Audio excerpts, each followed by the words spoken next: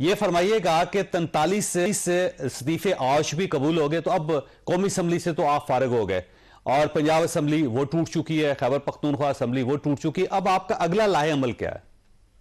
देखिए, इस वक्त सूरत हाल ये है कि 62% पाकिस्तान में जो इलेक्टेड नशिस्तें हैं वो खाली हैं और 62% नशिस्तों के ऊपर जो इलेक्शन है वो अब होना है। अब ये देखने वाली बात यह है कि जो बाकी 48% सीटें हैं उनके ऊपर इलेक्शन जो है वो होगा या आप 62% सीटों के ऊपर भी इलेक्शन नहीं कराएंगे। तो असल सवाल जो है वो तो अब यही है कि इसको कैसे हमने आगे बढ़ाना है। ठीक, तो आपके ज़हन में क्या आइडिया आ रहा है कि गवर्नमेंट तो इलेक्शन नहीं करवा रही और मुझे लगता है शायद दोनों असम्बलियों में भी इलेक्शन कमीशन इस काबिल नहीं है कि वहां पे पहले इलेक्शन करवा सके, तो अब लाहे अमल क्या है आपका? तो बस फिर मुल्क में मार्शल लॉ डिक्लेयर कर दे ऑफिशियल, जो आप रिलीज पहले ही कर दे चुके हैं। क्योंकि देखिए, आइन के होते हुए तो ये मुमकिन नहीं है। आइन का आर्टिकल 105 बिल्कुल वाज़ेह है, वो कहता है कि शेल होल्ड, वो आप रेड विद 248 कहता है कि shell hold election with in 90 days. अगर आप इलेक्शन 90 डेज में नहीं कराते, ये कॉन्स्टिट्यूशनल वायलेशन है और आपको इलेक्शन जो है वो कराने पड़े। ठीक, और अगर ऐसा नहीं होता तो फिर सुप्रीम कोर्ट ऑफ पाकिस्तान का दरवाजा खुला है आपके लिए? Supreme court of Pakistan election को इंदाज नहीं कर सकती, तो देखिए जो भी जज ये करेगा जाहिर है कि वो फिर अपने आप को एक कॉन्स्टिट्यूशनल वायलेशन कर रहा होगा। रीराइट तो नहीं कर सकती सुप्रीम कोर्ट की आइन को, ना ही कोई अदालत। आइन वाजे है, 90 दिन में इलेक्शन कराने हैं, तो आपने नहीं कराने, फिर आप आइन को खत्म कर दें, मुल्क में मास्टर। आपको वैसे फील हो रहा है कि गवर्नमेंट इलेक्शन नहीं करवाना चाहती और ना ये सूबों में करवाएगी ना ये वफाक में करवाएगी? गवर्नमेंट तो इस्लामाबाद में लोकल गवर्नमेंट तक का इलेक्शन कराने को तैयार नहीं है। ये इलेक्शन कैसे कराएंगे? ये तो लोगों में बाहर बैठ के खाना खाने के काबिल नहीं है। इस वक्त इनकी जो इस वक्त पॉलिटिकल कैपिटल है वो तो है ही नहीं। इन्होंने तो कुछ भी नहीं कराना। ये तो आइन को के ऊपर अमल दरामद कराने वाले इदारों का काम है, स्पेशली अदालतों का काम है कि वो ये अमल दरामद कराए। तो अब आपकी उम्मीद सुप्रीम कोर्ट ऑफ पाकिस्तान से है कि सुप्रीम कोर्ट ऑफ पाकिस्तान चंद कदम बाहर निकल के क्रीज से बाहर निकले और फिर उसके बाद इन सब से इलेक्शन करवाए? क्रीज के अंदर रह के इलेक्शन कराने हैं, क्रीज से बाहर रह के तो आपने रहना ही नहीं। क्रीज के अंदर रह के नहीं सर, वो क्रीज में अंदर इस फॉर्म में रहेंगे कि आप खुद उनके पास आए, आप उनसे रिक्वेस्ट करें कि सर ये आइन की वायलेशन हो रही है, फिर supreme court of Pakistan active होगी। और अगर आप खुद नहीं जाते तो फिर जाहिर है सुप्रीम कोर्ट ऑफ पाकिस्तान को खुद बाहर निकल के सो मोटो लेना पड़ेगा। नहीं, हम तो जा रहे हैं, हम तो कल ही अदालत में जा रहे हैं कि गवर्नर्स जो हैं जो वायलेशन कर रहे हैं और गवर्नर्स ने जो अभी तक जो है वो इलेक्शन नहीं करवाए, इसको जो है वो इम्पोर्टेंट है कि इनको आर्टिकल 105 के तहत इनको इलेक्शन कराने का पाबंद किया जाए। तो मुल्क में नए इंतखाबात हो, कल इंशाल्लाह हम ये पिटीशन फाइल कर रहे हैं। नहीं, अब गवर्नर के खिलाफ कर रहे हैं या आप इलेक्शन कमीशन के खिलाफ कर रहे हैं? दोनों पार्टियां होंगे ना। ये तो article 248 read with article 105 governor और इलेक्शन कमीशन दोनों की जिम्मेदारी है कि वो इलेक्शन कराएं। लेकिन चौधरी साहब, ये मर्दमशुमारी शुरू हो गई है, आप ये चाहते हैं कि मर्दमशुमारी के बगैर ही इलेक्शन हो जाए, नए हल्का बंदियों की जरूरत नहीं है? मर्दमशुमारी देखें 10 साल बाद होती। 5 साल पहले जब मर्दमशुमारी हुई थी उसके बाद ये एमपीएम वालों ने और इन्होंने कहा कि नहीं दोबारा होनी चाहिए। उस मीटिंग में लिखा हुआ है कि अगर मर्दमशुमारी उस वक्त मुकम्मल हो गई तो नए सेंसस पे होगा, वरना ये पुराने सेंसस पे होगा। और मर्दमशुमारी का पहले ही पता था मुकम्मल नहीं होनी अगले इस साल कम से कम सितंबर से पहले, तो वो सितंबर तक जो है या और शायद उससे भी आगे चला जाए, क्योंकि उसको ऑब्जेक्शन आएंगे, चीजें आएंगी। 2024 तक जो है वो सेंसस का मुकम्मल होने का कोई इम्कान। अच्छा, मैं एक जगह सुन रहा था कि आपने ये फरमाया था कि ये जो हमारी खवातीन नशिस्तें हैं, जो स्पेशल सीट्स हैं, उनको रिवाइव करवाने की कोशिश कर रहे हैं। 24 आपकी अगर खवातीन या मखसूस नशिस्तों के अरकान आपके वापस आ जाते हैं तो फिर उसके बाद आप अपना अपोजिशन लीडर बना सकते हो, तो कैसे लेकर आएंगे इनको वापस? नहीं, ये देखिए इशू ये है कि हम तो सिर्फ महदूद तादाद में लोग वापस जा रहे थे। ये हमने जो कुल लोगों की 40 लोग थे जो हम असेंबली में वापस भेज रहे थे ताकि पार्लिमानी लीडर का ओहदा जो है वो वापस हमें मिल सके और ये जो 20 लोटे हैं इनको हम रोक सकें शहबाज शरीफ को एतमाद का वोट देने से। अब इन्होंने उसके बाद रेस ही लगा दी। आपके सामने कहाँ कोड में बढ़ा हुआ था स्पीकर, वो निकला, बाकी ये सारे निकले, इन्होंने वो फौरन इस्तीफे कबूल कर लिए। अब हमारे जो मखसूस नशिस्तें हैं वो 34 हैं, 34 लोग जो हैं वो हम वापस असेंबली में भेजेंगे और इंशाल्लाह फिर जो है वो लीडर ऑफ अपोजिशन और वो तो हमारा ही होना है पार्लियामेंट। लेकिन ये आप वापस कैसे भेजेंगे उनको?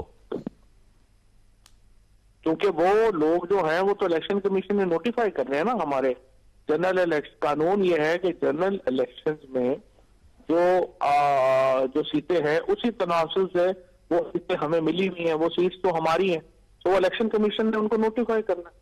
नहीं, मसला ये है कि जब आपके मेन एमएनए उड़ गए तो फिर स्पेशल सीट्स पे आप कैसे लेकर आएंगे वापस उनको? क्योंकि उसका जो ताल्लुक नहीं है बाद के मामलात से, उसका ताल्लुक सिर्फ इलेक्शन के दिन कितनी वोटें पड़ी हैं हमें उससे है, और यही फैसला लाहौर हाई कोर्ट है वो पंजाब असेंबली केस में कर चुकी है। ठीक, अब आप इसका मतलब लाहौर हाई कोर्ट से रजू करेंगे या सुप्रीम कोर्ट ऑफ पाकिस्तान से रजू करके आप 34 अपने मखसूस एमएनए से जो है उनको वापस लेकर आएंगे? जी बिल्कुल बिल्कुल। तो अब आप अदालत के जरिए वापस आएंगे वो? ये तो इलेक्शन कमीशन ने वैसे नोटिफाई करना है, इसमें तो कोई दो राय नहीं। और अगर इलेक्शन कमीशन जाने की भी नहीं जरूरत, और अगर इलेक्शन कमीशन नहीं करता तो फिर आप अदालत से राब्ता करेंगे? अगर नहीं मैं क्यों नहीं करेगा, इलेक्शन कमीशन ने एक सीधी सीधी बात है उस पर उन्होंने अमल करना है। और वैसे आप ये समझते हैं कि स्टैब्लिशमेंट अगर न्यूट्रल है तो फिर भी आप ये इलेक्शन करवा सकेंगे? एस्टैब्लिशमेंट न्यूट्रल हो जाए तो फिर तो मसले ही पाकिस्तान के खत्म हो जाए। एस्टैब्लिशमेंट न्यूट्रल हो जाएगी तो इलेक्शन तो डेफिनेटली होगी, कोई प्रॉब्लम नहीं। तो आपका ख्याल है कि इस वक्त आपका क्या ख्याल है, आपकी क्या मासूम सी जो है वो आपका ख्याल है कि ये बेचारा ये शहबाज शरीफ अगर पाकिस्तान में इलेक्शन रोक के बैठे, तो आपका ख्याल एस्टैब्लिशमेंट रोक के बैठे? जाहिर है जिस तरह से आपने उस दिन अपने वीलॉग में एस्टैब्लिशमेंट का रोल बयान किया था वही है, और आपने जरा खुल के कह दिया था कि जी मार्शल लॉ ही लगा दें, हम चाहते हैं आइन के मुताबिक चले, झगड़ा तो सिर्फ इतना है। और आपका ख्याल ये है कि अब अगर इलेक्शन नहीं हो रहे या इलेक्शन नहीं होंगे तो उसकी जिम्मेदार एस्टैब्लिशमेंट होगी? फिर 100% इदारे होंगे, 100% इदारे होंगे। पाकिस्तान की मौजूदा सिचुएशन है, इसकी भी जिम्मेदारी सियासतदानों पे कोई आयद नहीं होती। ये हम फैशन के तौर पे सियासतदानों को कह देते हैं, ये 100% ये गलत पॉलिसी थी एस्टैब्लिशमेंट की। खामखा एक अच्छी खासी हुकूमत चल रही थी, स्टेबल पाकिस्तान चल रहा था, ऐसे ही जो है उसको खामखा एक मुल्क को, अच्छे खासे चलते मुल्क को इतने बड़े अजाब में मुब्तला कर दिया, सिर्फ एक दो लोगों ने अपने शौक में कि हमारी तो हुक्म के बगैर ये नहीं होना चाहिए वो नहीं होना चाहिए, सिर्फ एक अना की जंग जो है उसमें इन्होंने 22 करोड़ लोगों को इस आग में जो है वो झोंक दिया। तो आपकी तवक्कुआत क्या है एस्टैब्लिशमेंट से इस वक्त? तो आप क्या समझते हैं कि उनको क्या क्या करना चाहिए जिससे आप ये समझेंगे कि वो न्यूट्रल भी हो गए हैं और अब वो मुहिब्बे वतन भी हो गए? एक तो मोहसिन नकवी को नहीं खाना चाहिए था, दूसरा ये है कि इलेक्शन कमीशन के जो उनको आजादाना काम करने थे, तीसरा ये है कि अदालतों को आजादाना काम करने थे, और चौथा ये है कि सियासतदानों को अपनी छाइयां खुल। 4 चीजें। और आपका ख्याल ये है कि इन चारों चीजों के पीछे एस्टैब्लिशमेंट है, ना वो अदलिया को चलने दे रही है, मोहसिन नकवी को वो लेकर आए हैं, और अदालतों और बाकी जो सियासतदान है उनके मामलात के भी पाकिस्तान में जो बहुत बड़ा एक ख्याल है वही आपका ख्याल है? जी बिल्कुल ठीक। और आप ये समझते हैं कि आपको डायलॉग अब एस्टैब्लिशमेंट से करने चाहिए, उनको समझाना चाहिए कि वो पीछे हट जाए? हम तो कहते के थक गए एस्टैब्लिशमेंट से कि हमारा एक वर्किंग रिलेशनशिप बनाए, तमाम पार्टीज के साथ आपका ताल्लुक होना चाहिए, एक रिलेशनशिप होना चाहिए। आप एक जो भी चाहते हैं आप हमें बताइए, आप किस तरह से ये मुल्क को हमने कैसे आगे बढ़ाना है, कैसे आगे लेके जाना है, और उसके मुताबिक आगे चलना चाहिए। अच्छा ये फरमाइए सर, आपने एक आज आपका बयान आया कि 25 मई के वाकयात में जो मुलव्वस मुलाजमीन है, सरकारी मुलाजमीन है, उनको पंजाब में तैनात नहीं होना चाहिए। तो क्या आपका ख्याल यह है कि वो तमाम सरकारी मुलाजम जो कभी किसी दूसरी हुकूमत में रहे हैं या किसी दूसरी हुकूमत में वो काम करते रहे, उनको अब पंजाब नहीं जाना चाहिए? नहीं, ऐसा बिल्कुल भी मैंने नहीं कहा। 25 मई को हमारे यहाँ लोगों के साथ ज्यादतियां की गई, लोगों को उठाया गया, 2 लोगों को तो शहीद कर दिया गया। जो लोग इन वाकयात में बराह रास्त मुलव्वस हैं, हाई कोर्ट के एक साबिक जज ने कमीशन बना उसकी सरकर्दगी में, उन्होंने वो जो है वो एक पूरा कमीशन बना, और उस कमीशन ने इन लोगों को डिक्लेयर किया कि ये जो थे ये जानबदार थे, और इन्होंने जो कुछ किया है उसके ऊपर उन्होंने कमीशन ने लगा इनके ऊपर क्रिमिनल केसेस होने चाहिए, अब अगर उन लोगों को दोबारा पंजाब में लगाया जाता है, इसका मतलब यह है कि आप वही रवश दोबारा अख्तियार करना चाहते हैं। वो उसकी हमने लिस्ट बना के इलेक्शन कमीशन को फाइल कर दी है। हमने कहा कि इन लोगों को जो क्रिमिनल ऑफेंसेस में मुलव्वस है उनको यहाँ ना लगाया जाए। वो अगर वो उन्होंने इलेक्शन कमीशन नहीं मानता तो फिर हम हाईकोर्ट में। वैसे ये कौन कौन लोग हैं जिनके बारे में आपकी रिजर्वेशन है कि उनको पंजाब के तकरीबन 135 लोगों की फहरिस्त है, मेरा ख्याल है सुबह आपको मिल जाएगी। और उसमें बड़े बड़े नाम कौन से हैं? मसलन जो इस वक्त आईजी हैं वो डॉक्टर उस्मान, वो भी उसमें शामिल है? मेरी लिस्ट जो है क्योंकि मेरे पास अभी है नहीं है, तो मुझे नहीं पता कौन कौन से अफसर शामिल हैं, लेकिन वो लिस्ट हमने बना के फाइल कर। अब सवाल यह है कि अगर 135 सरकार मुलाजमीन को आप साइड पे कर देंगे तो बाकी फिर मुलाजमीन कहां से आएंगे? नहीं, मुलाजमीन तो हजारों में है, लाखों में है। 135 आपको ख्याल है कि मुलाजम है, इसमें SHOs भी शामिल है, इसमें AC साहबान शामिल है, इसमें DC शामिल है, इसमें DPO शामिल है। ये वो तमाम लोग जो उनको हमने कहा है।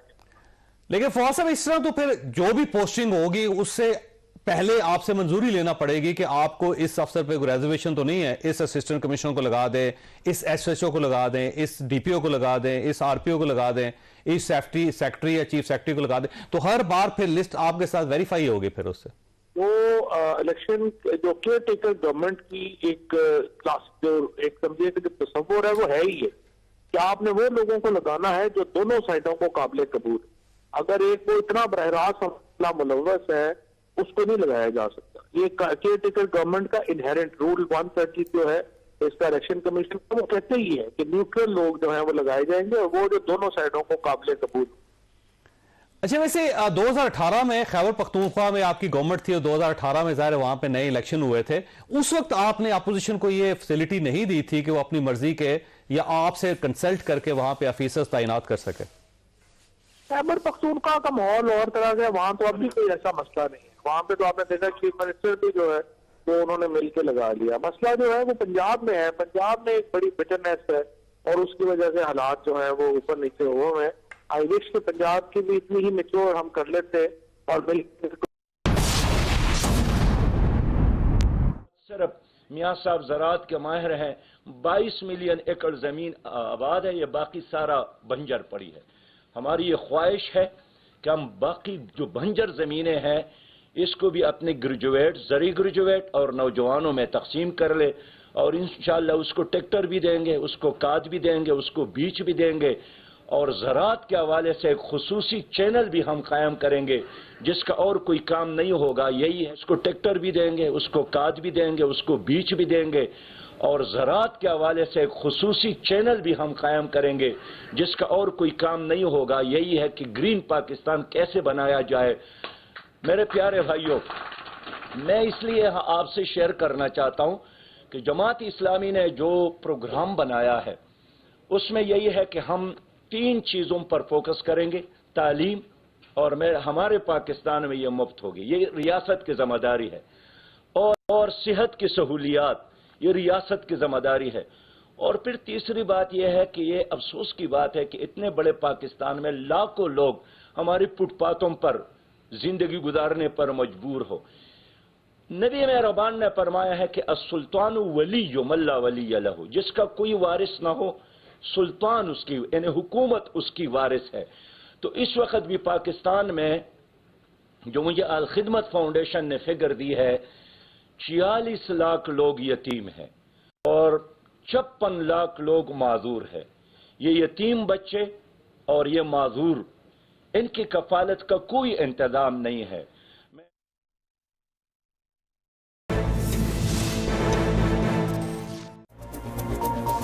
देखिए प्रोग्राम का बकिया हिस्सा। तो न्यूट्रल पता लगा लेते और चीजें बेहतर हो जाए। अब वैसे आखिरी सवाल आपसे, ये मोहसिन नकवी साहब को आपने तस्लीम कर ली है या आप इनकी निगरानी में होने वाले इलेक्शंस भी नहीं मानेंगे? मोहसिन नकवी की निगरानी में इलेक्शन नहीं हो रहे, इलेक्शन तो ECP की निगरानी में हो रहे हैं। लेकिन ये है कि मोहसिन नकवी जो है तो फ्रेंकली मेरे तो बड़ा पुराना, मैं उनको जानता हूँ, मैंने कहा भी था उन्हें बनना ही नहीं चाहिए था। लेकिन मोहसिन नकवी जो है उनके ऊपर शदीद एतराज़ात। सरकारी साहब उनको अगर अपना बेटा कहते हैं, आप मुझे बताइए कि उसको वो कैसे केयर टेकर हो सकता है। वो उन्होंने तो पता नहीं क्या ज्यादती की है पंजाब के लोगों के साथ और खुद अलग से, इसको इनकार कर देना चाहिए ना। लेकिन सर वो जरदारी साहब तो मोनस लाई को भी अपना बेटा कहते थे और चौधरी परवेज लाई साहब को अपना भाई कहते थे, तो उनको आपने एक्सेप्ट कर लिया था। लेकिन अब मुझे नहीं लगता आप इतने बेखबर हैं, आपको नहीं पता कि कैसे जो है इनको, आपको जो ताल्लुकात है उनका इल्म है या नहीं है, लेकिन ये एक बड़ा वाजे है कि इनको जो है वो इल्म